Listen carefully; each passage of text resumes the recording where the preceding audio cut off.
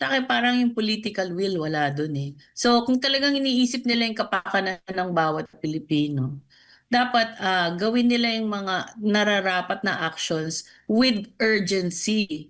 Eh hanggang ngayon, impeachment ang iniintindi ng Kongreso at ng executive department, di ba? Makikita mo naman sa actions nila eh.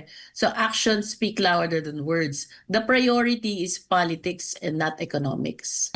Meron pong palusot, paliwanag ang gobyerno po, hinggil nga po dito sa kung bakit hindi nila binawasan po ng excise tax ang gasolina at itong diesel. Kasi matatandaan natin, nagdeklara po si Pangulong Bongbong Marcos, ang binawasan lang po ay ang LPG at kerosene.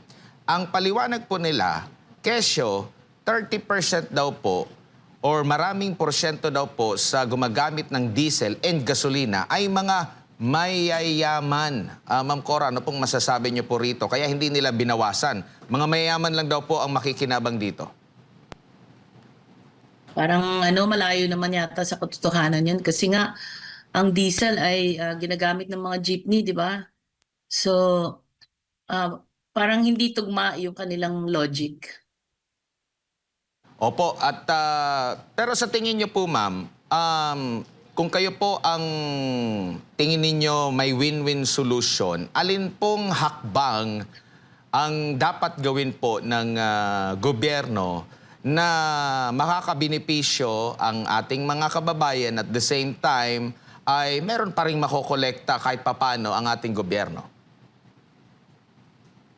Unang-una, tigil na nila yung corruption kasi ang corruption, sinasiphon off niya yung government funds na dapat gamitin sa pagbibigay ng trabaho through infrastructure projects. At saka, ikalawa, mag-austerity measures sila.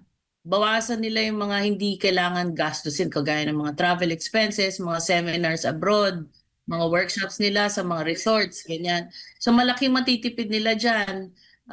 Tapos, pag nagawa nila yun, di pwede na silang magbigay ng subsidiya or at least konting tulong or ibaba yung mga taxes. Kasi ang problema nila talaga, kaya hindi nila maibabayan kasi liliit yung budget eh. Di ba? So, kung corrupt yung government mo, pag liniitan mo yung budget, yung flexibility nila for corruption becomes less. So, ganun ang nakikita ko. Kaya, unang-una dyan, dapat itigil na yung corruption talaga. Kumbaga, magtino talaga dapat ang gobyerno at magkaroon ng fiscal discipline.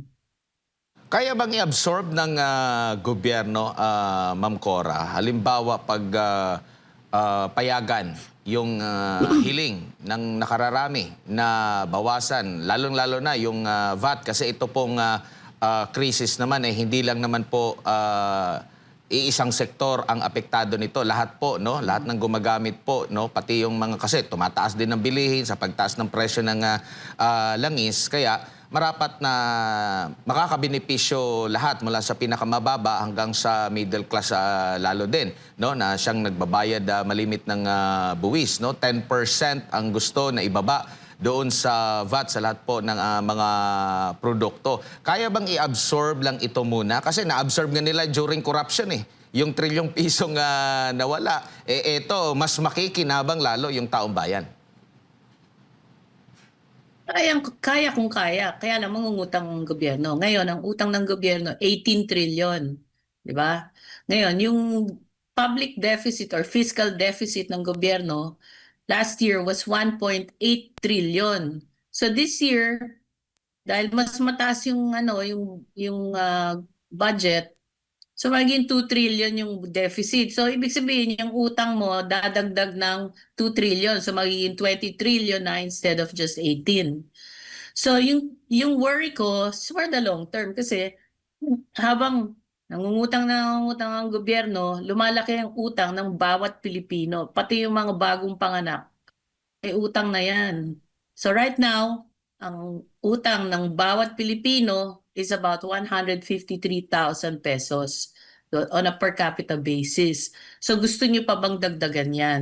Kaya ganyan hindi nila kasi walang flexibility. Actually, ang concern ko for every crisis, hindi lang itong crisis na to, for every crisis, mahihirapan mag-respond meaningfully ang government natin dahil nangyari itong oil crisis na to na mahina na ang ekonomiya dahil walang investments tapos napakalawak at saka talamak ang corruption.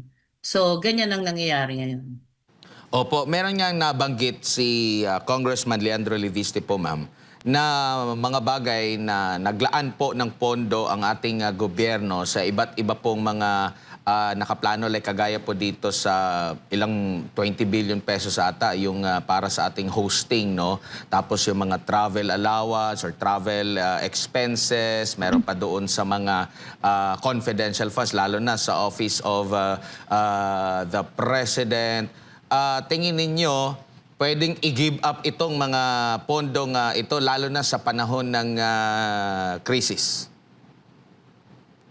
Actually, makikita mo yan, yung political will, wala eh. Kasi tinan mo, PhilHealth may order ng Supreme Court. Sinoli na ba yun? PhilHealth funds. Hindi pa, di ba?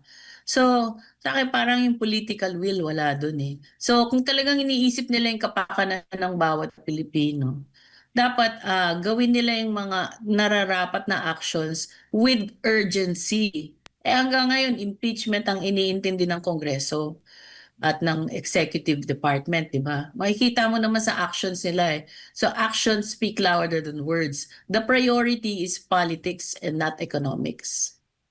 Sabi nga ni Congressman Leviste, quote-unquote, sa kanyang recent post, ayaw ng gobyernong ibaba ang buwis, hindi lang dahil mababawasan ng kita, kundi mababawasan din ang magpapapicture sa pamimigay ng ayuda na hindi naman galing sa sarili nilang bulsa, Ma'am Cora. Correct. Kaya nga sabi ko, the priority is politics kasi yung ayuda hindi naman tatagal yan eh, di ba? So, ang dapat ibigay nila trabaho kasi pag ayuda, sandali, panandalian lang yan. Eh, gaano katagal itong krisis na to? So, magbigay sila ng 5,000 or whatever amount, di ba? Siguro mga 1 buwan, 2 buwan, o 3 buwan, makakatulong yan. Pero yung inflation, yung pagtaas ng presyo ng bilihin, gaano katagal yan?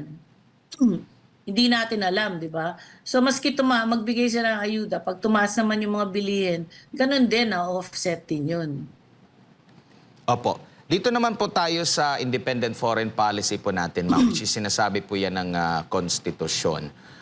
Maari din ba na magkaroon din ito ng advantage at disadvantage din po, no?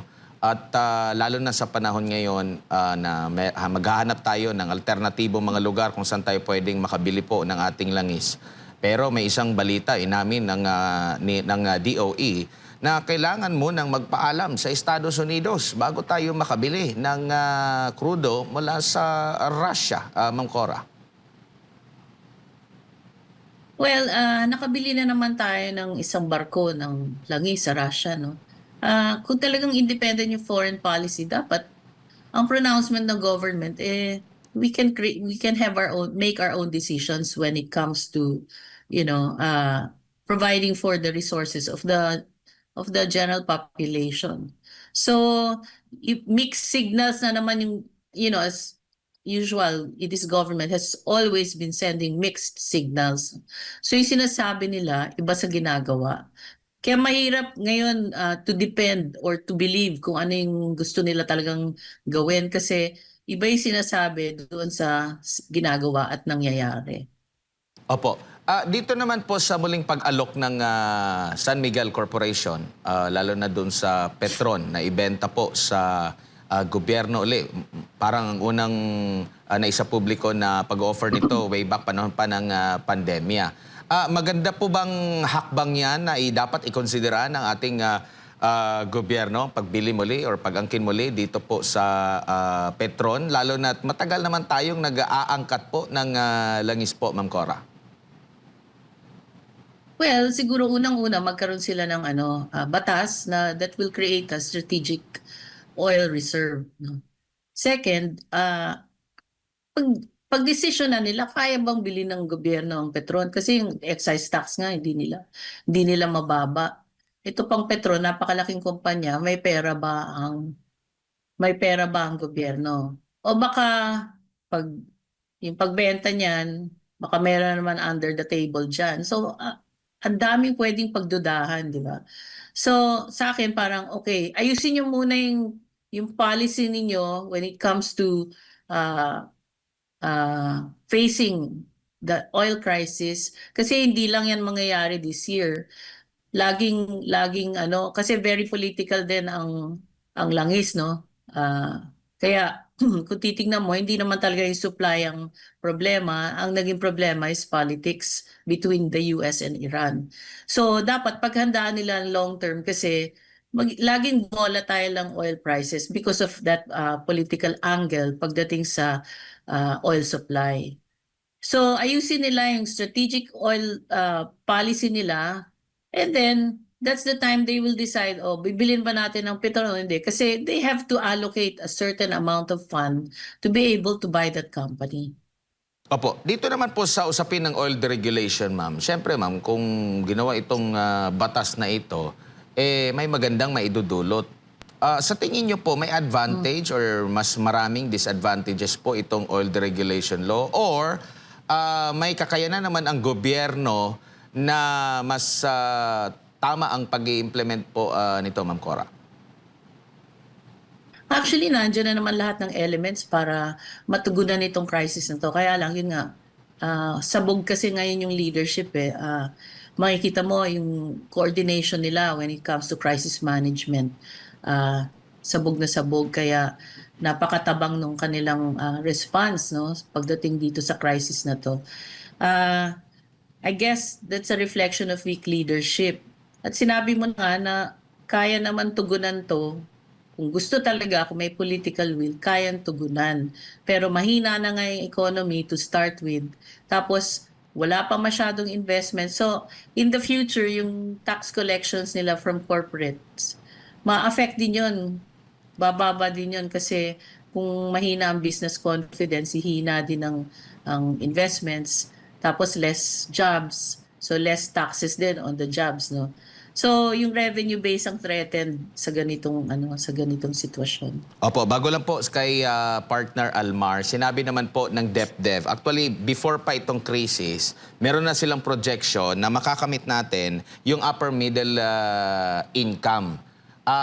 Before pa itong crisis na ito at hanggang sa ngayon, dati ba meron ka na positibo na meron po kayo nakikita na makukuha natin ang upper middle income tapos sa senaryo din ngayon, Ma'am Cora? Ayun na nga yung sinasabi ko na iba yung sinasabi sa nangyayari. Kasi if your GDP slowed by uh, from their projection of 5.5%, they only achieved 4%, no? At nung fourth quarter, 3% lang. So yung per capita GDP mo, nanghihina rin yan. So paano mo sasabihin na magwa-widen yung middle class kung mas maraming nahihirapan at tumaas pa ang unemployment, ba? So kung wala kang trabaho, di wala kang kakainin, saan ka kukuha ng pera pambili ng pagkain mo sa pang-araw-araw kung wala kang trabaho. So, ibang-iba talaga yung sinasabi kesa dun sa nangyayari. And this year, dahil sa inflationary pressure because of the price hikes in oil, ma-affect din lahat because oil is a basic commodity or essential commodity for all sectors. Hindi lang business 'yan, 'di ba? Lahat tayo apektado niyan. So, ang mangyayari diyan this year, malamang mas mahina pa sa 4% ang ating GDP growth, no? Baka nga hindi pa tayo mag-grow. So, hindi ko alam kung saan nanggagaling yung pronouncement na yan ng DepDev.